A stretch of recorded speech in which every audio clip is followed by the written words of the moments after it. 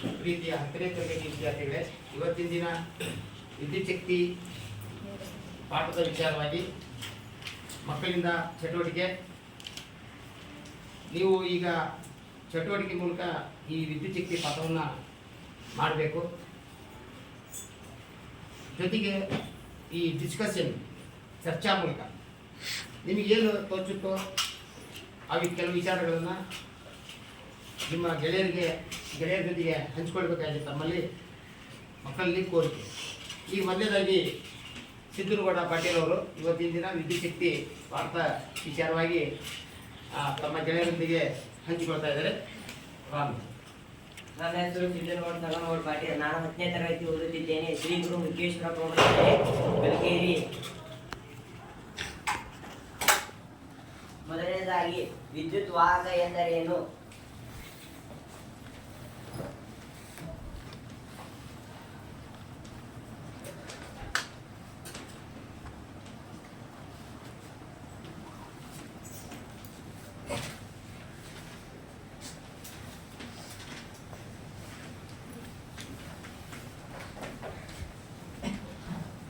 ವಿದ್ಯುತ್ ವಾಹಕ ಎಂದರೇನು? ಯಾವ ವಸ್ತುವಿನ ಮೂಲಕ ವಿದ್ಯುತ್ ಹರಿಬಿಡುತ್ತದೆ ಅದನ್ನು ವಿದ್ಯುತ್ ವಾಹಕ ಎನ್ನುವರು. ಉದಾಹರಣೆಗೆ ತಾಮ್ರದ ವಾಯರ್, ಅದು ವಿದ್ಯುತ್ ಅನ್ನು ಹರಿಬಿಡುತ್ತದೆ. ವಿದ್ಯುತ್ ಅವಾಹಕ ಎಂದರೆ ಯಾವ ವಸ್ತುವಿನ ಮೂಲಕ ವಿದ್ಯುತ್ ಹರಿಬಿಡುವುದಿಲ್ಲ ಅದನ್ನು ವಿದ್ಯುತ್ ಅವಾಹಕ ಎನ್ನುವರು. ಉದಾಹರಣೆಗೆ ಡಸ್ಟರ್, ಪೆನ್, ಆಮೇಲೆ ಬುಕ್ಕ, ಯಾವ ವಸ್ತುವಿನ ಮೂಲಕ ವಿದ್ಯುತ್ ಹರಿಬಿಡುವುದಿಲ್ಲ ಅದನ್ನು ವಿದ್ಯುತ್ ಅವಾಹಕ ಎನ್ನುವರು. ವಿದ್ಯುತ್ ಪ್ರವಾಹ ಎಂದರೇನು?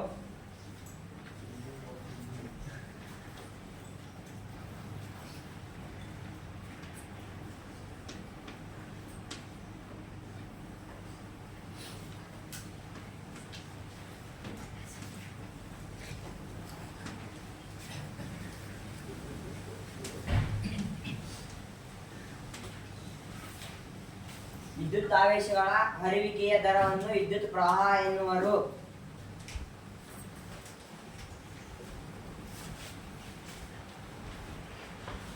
ಇದರಲ್ಲಿ ಧನಾವೇಶ, ಋಣಾವೇಶ ಬರುತ್ತವೆ. ಸಜಾತೀಯ ಆವೇಶಗಳು, ವಿಜಾತೀಯ ಆವೇಶಗಳು. ಉದಾಹರಣೆಗೆ ಪ್ಲಸ್ ಮೈನಸ್.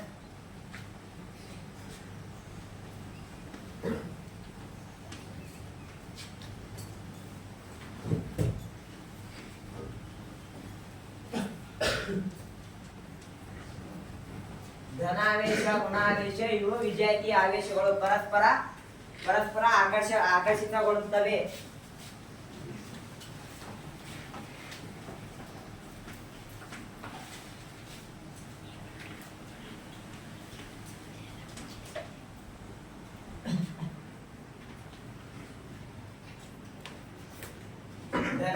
ಧನಾವೇಶ ಪರಸ್ಪರ ವಿಕರ್ಷಿತಗೊಳ್ಳುತ್ತವೆ.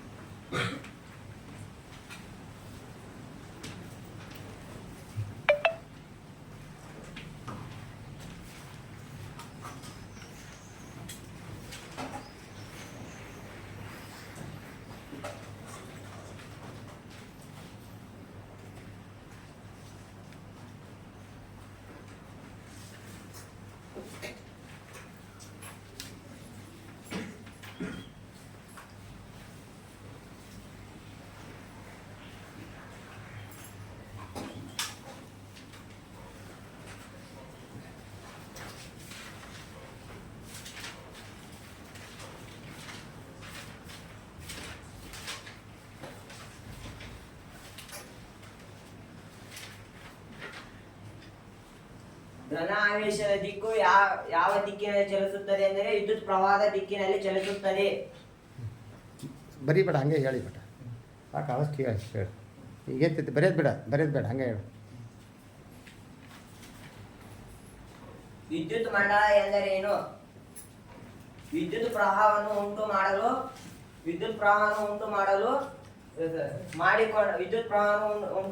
ಮಾಡಿಕೊಂಡ ಸಂವೃತ್ತ ವ್ಯವಸ್ಥೆಯನ್ನು ವಿದ್ಯುತ್ ಮಂಡಲ ಎನ್ನುವರು. ವಿದ್ಯುತ್ ಮಂಡಲ ರೇಖಾ ನಕ್ಷೆ.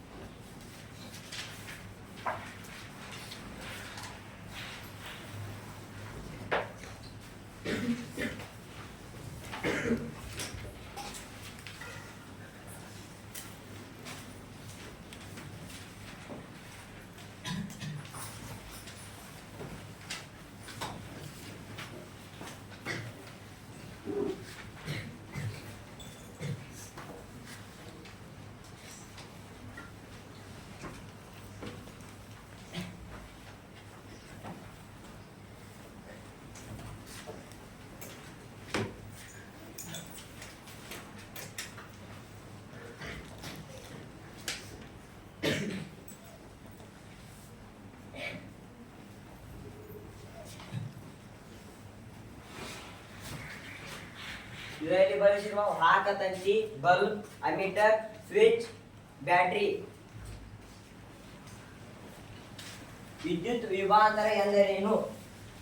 ಅನಂತದಲ್ಲಿರುವ ಬಿಂದುವಿನಿಂದ ನಿಗದಿತ ಬಿಂದುವಿಗೆ ತರುವಲ್ಲಿ ನಡೆದ ಕೆಲಸವನ್ನು ವಿದ್ಯುತ್ ವಿಭಾಂತರ ಎನ್ನುವರು.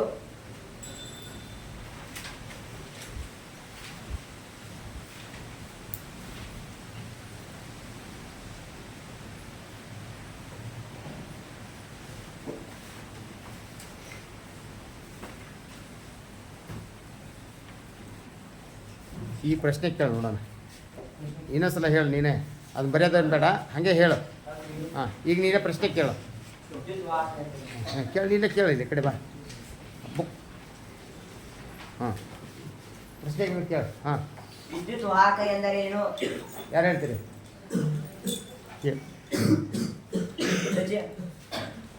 ಯಾವ ವಸ್ತುವಿನ ಮೂಲಕ ವಿದ್ಯುತ್ ಹರಿಯ ಬೀಳುತ್ತದೆ ಅದನ್ನು ವಿದ್ಯುತ್ ವಾಹಕ ಎನ್ನುವರು. ಸಜಾತಿಯ ಆವೇಶ ಎಂದರೇನು? ಸಜಾತಿಯ ಆವೇಶ ಎಂದರೇನು ಅಂತ ಕೇಳಿದ. ಸಜಾತಿಯ ವಿಜಾತಿಯ ಆವೇಶಗಳು.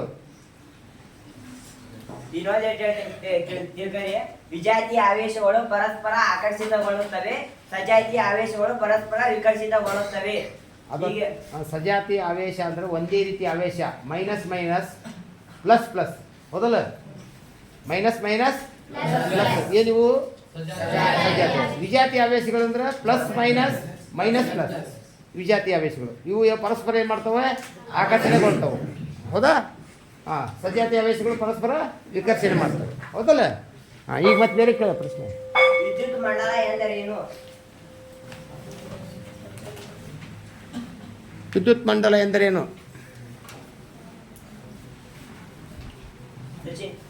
ವಿದ್ಯುತ್ ಪ್ರವಾಹವನ್ನು ಉಂಟು ಮಾಡಲು ಮಾಡಿಕೊಂಡ ಸಂವೃತ್ತ ವ್ಯವಸ್ಥೆಯನ್ನು ವಿದ್ಯುತ್ ಮಂಡಲ ಎನ್ನುವರು. ಸರಿಯಾದ ಉತ್ತರ. ಹಾಂ, ಈಗ ಉಳಿದವರಿಗೆ ಗೊತ್ತಿಲ್ವಾ? ಹಾಂ, ವಿದ್ಯುತ್ ಪ್ರವಾಹವನ್ನು ಉಂಟು ಮಾಡಲು ಮಾಡಿಕೊಂಡ ಸಂವೃತ ವ್ಯವಸ್ಥೆ. 4 ಪದಗಳದ್ದು ಲೈನ್ ಅಷ್ಟೇ, ಅದನ್ನು ಡೆಫಿನಿಷನ್ ನೆನ್ಪಿಟ್ಕೊಳಲ್ಲ. ಹಾಂ, ವಿದ್ಯುತ್ ಪ್ರವಾಹ ಎಂದರೇನು? ಹೇಳಮ್ಮ ಹೇಳಮ್ಮ. ವಿದ್ಯುತ್ ಆವೇಶಗಳ ಪ್ರವಾಹದ ದರದ ಹರಿಯುವಿಕೆಯನ್ನು ವಿದ್ಯುತ್ ಪ್ರವಾಹ ಎನ್ನುವರು. ಮತ್ತೆ ಯಾರು ಹೇಳ್ತೀರಿ? ಮತ್ತಾರು?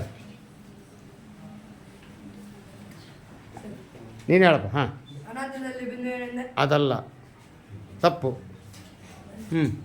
ವಿದ್ಯುತ್ ಆವೇಶಗಳ ಹರಿಯುವಿಕೆಯ ದರವನ್ನು ವಿದ್ಯುತ್ ಪ್ರವಾಹ ಎನ್ನುವರು. 3 ಪದಗಳು. ವಿದ್ಯುತ್ ಆವೇಶಗಳ ಹರಿಯುವಿಕೆಯ ದರವನ್ನು ವಿದ್ಯುತ್ ಪ್ರವಾಹ ಎನ್ನುತ್ತಾರೆ. ಸಿಂಪಲ್ಲಾಗಿ. ಹಾಂ, ಸರಿತಾ? ಹೋಗಿ ಆಯ್ತು, ಹೋಗು.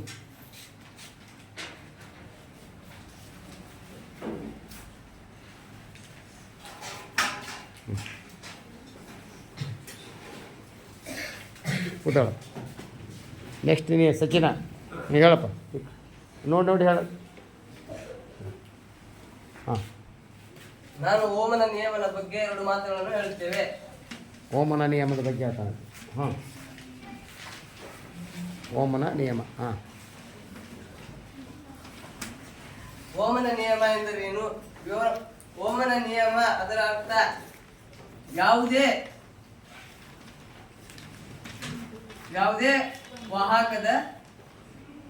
ಒಂದು ವಾಹಕದ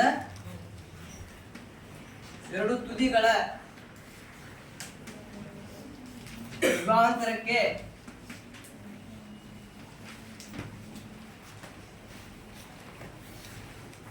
ಒಂದು ವಿ ಆಗಿದ್ದಾಗ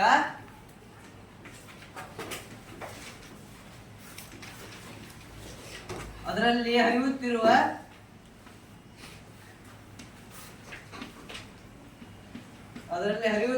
ಒಂದು ಆಂಪಿಯರ್ ವಿದ್ಯುತ್ ಪ್ರವಾಹ 1 ಆಂಪಿಯರ್ಗೆ 1 ಆಂಪಿಯರ್ ಆಗಿದ್ದಾಗ ಅದರ ರೋಧವು 1 ಓಮ್ ಆಗಿರುತ್ತದೆ.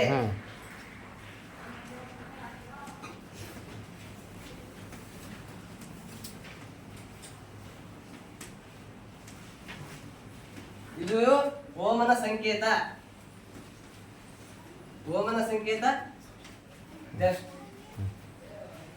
ಈ ಕಡೆ ಹುಡುಗ್ರ ಜೊತೆಗೆ ಮಕ್ಕಳು ಹುಡುಗ್ರ ಕಡೆ ಮಾತಾಡು, ಬರೆಯಕ್ಕೆ ಹೋಗ್ಬೇಡಿ ಬಿಟ್ಟ ಹಂಗೆ ಹೇಳು. ಓಮನ ನಿಯಮ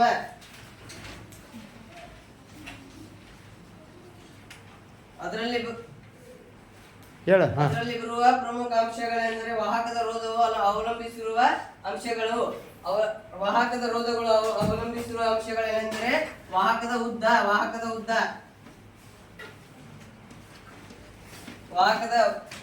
ಎಕ್ಸಾಂಪಲ್, ಯಾವುದೇ ಒಂದು ತಂತಿ ಶಿವ ಆಗಿರುವ ತಾಮ್ರ, ಯಾವುದೇ ಒಂದು ವಾಹಕದ ಉದ್ದ ಇಲ್ಲಿಂದ ಕರೆಂಟ್ ಇಲ್ಲಿಂದ ಪಾಸ್ ಮಾಡಬೇಕಂದ್ರೆ ಇಲ್ಲಿಂದ ಒಟ್ಟ ರೋಧಗಳು ಹೆಚ್ಚಾಗಿರುತ್ತದೆ. ಆದ್ದರಿಂದ ಇದು ವಾಹಕದ ಉದ್ದ. ನೆಕ್ಸ್ಟ್, ವಾಹಕದ ಅಡ್ಡ ಕೊಯ್ತ ಅಂದ್ರೆ ಏನು? ದಪ್ಪ, ವಿಸ್ತೀರ್ಣ, ಏರಿಯಾ.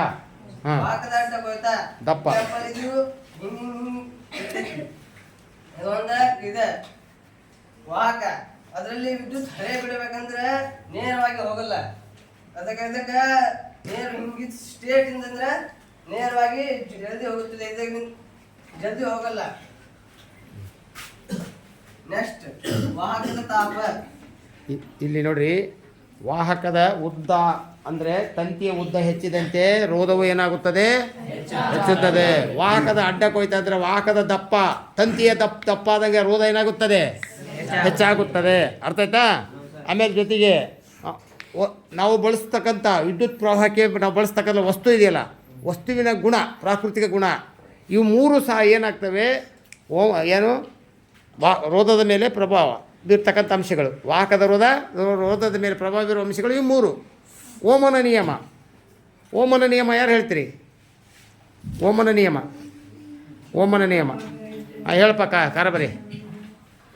ಯಾವುದೇ ಒಂದು ವಾಹಕದ ಎರಡು ತುದಿಗಳ ವಿಭವಾಂತರಕ್ಕೆ ಒಂದು ವಿ ಆದಾಗ ಅದರಲ್ಲಿ 1 ವೋಲ್ಟ್ ಆದಾಗ ಯಾರು ಹೇಳ್ತೀರಿ? ತಪ್ಪು ಹೇಳ್ತಾವ. ಅದು 1 ಓಮ್ ಎಂದರೆ ಪುತ್ರ, ಅವನು ಹೇಳ್ತಾ ಇರೋದು 1 ಓಮ್ ಎಂದರೆ ಓಮನ ನಿಯಮ. ಹೇಳಪ್ಪ. ಒಂದು ವಾಹಕದ ಮೂಲಕ ಹರಿಯುತ್ತಿರುವ ವಿದ್ಯುತ್ ಪ್ರವಾಹದ ನಡುವಿನ ವಿಭವಾಂತರಕ್ಕೆ ತುದಿಗಳಿಗೆ ನೇರ ಅನುಪಾತದಲ್ಲಿರುತ್ತದೆ. 2 ತುದಿಗಳು. ಮತ್ತೆ ಯಾರು ಹೇಳ್ತೀರಿ? ಒಂದು ವಾಹಕದಲ್ಲಿ ಹರಿಯುತ್ತಿರುವ ವಿದ್ಯುತ್ ಪ್ರವಾಹವು ವಾಹಕದ ತುದಿಗಳ ನಡುವಿನ ವಿಭವಾಂತರಕ್ಕೆ ನೇರ ಅನುಪಾತದಲ್ಲಿರುತ್ತದೆ. ಇದನ್ನು ಹೇಳೇನಿಲ್ಲ? ಒತ್ತಿ ಹೇಳೇನಿಲ್ಲ? ಇದು ಓಮನ ನಿಯಮ. V = I × R. V is directly proportional to I. ಇಲ್ಲಿ R ಅನ್ನೋದು ಸ್ಥಿರಾಂಕ ಅಂತ ಹೇಳಿದ್ವಲ್ಲ ಇಲ್ಲಿ. ಹೋಗು, ಆಯ್ತು, ಹೋಗಪ್ಪ.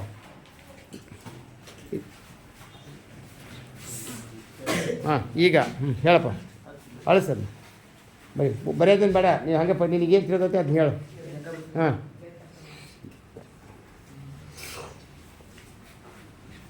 ಅಳಿಸದ್ನ ಬಾರ, ಕರ ಬರೀ ಬಾರ, ಹೇಳು ಬಾ. ಒಳ್ಳೆ ಮತ್ತೆ ಯಾರು ಬರ್ತೀರಿ? ಈಗ ಕೇಳಿ ಮಕ್ಕಳೇ, ಹಿಡ್ಕ ನಡಿ.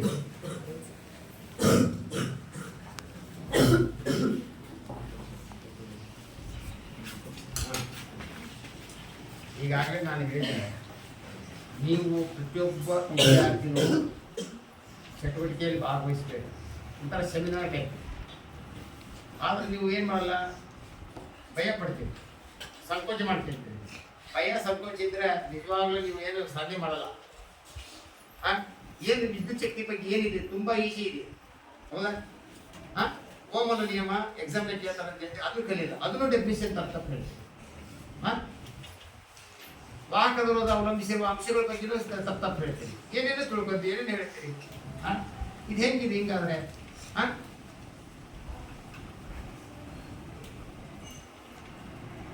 ನೆಕ್ಸ್ಟ್ ಮುಂದಿನ ತರಗತಿಯಲ್ಲಿ ಈ ರೀತಿ ಆಗ್ಬಾರ್ದು, ಪ್ರತಿಯೊಬ್ಬರು ಇನ್ವಾಲ್ವ್ ಆಗಬೇಕು. ಅರ್ಥಾಯ್ತಾ? ನೆಕ್ಸ್ಟ್ ತರಗತಿಯಲ್ಲಿ ನೀವು ಕ್ಲೀನಾಗಿ ಎಲ್ಲರೂ ಭಾಗವಹಿಸಿ ನಿಂತರೆ ಒಂದು 5-6 ಮಂದಿ ಸೇರಿ ಮಾಡಬೇಕು ಚಟುವಟಿಕೆನ. ಆದರೆ ಇಲ್ಲಿ ಹೇಳಿದರೆ ಹೆಂಗೆ ಅದು ಮಾಡ್ತೀರಿ, ಅದಕ್ಕೆ ನಮಗೆ ನಿಜ ನೆಕ್ಸ್ಟ್ ಈ ಥರ ಆಗಬಾರ್ದು. ಏನ ಮಾಡ್ತೀರಲ್ಲ ಎಲ್ಲರೂ? ನಮಸ್ಕಾರ.